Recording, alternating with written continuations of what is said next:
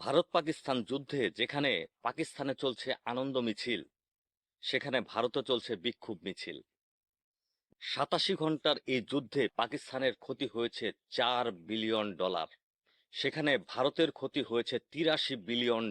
চিন্তা করা যায়?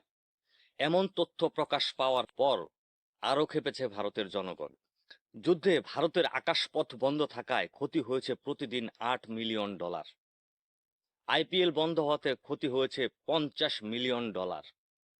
সামরিক ব্যয়ে যোগ হয় আরো $100 মিলিয়ন এবং যুদ্ধবিমান হারিয়ে আরো ক্ষতিগ্রস্ত হয় $400 মিলিয়ন। লজিস্টিক ও বাণিজ্যিক খাতে ক্ষতির পরিমাণ দাঁড়িয়েছে $2 বিলিয়ন। এই তথ্য প্রকাশ হওয়ার পরে ভারতে চলছে মোদি বিরোধী বিক্ষোভ মিছিল। কি হতে যাচ্ছে ভারতে, ঘটনা কতটুকু সত্য, আপনাদের মূল্যবান মতামত কমেন্ট করে জানাবেন।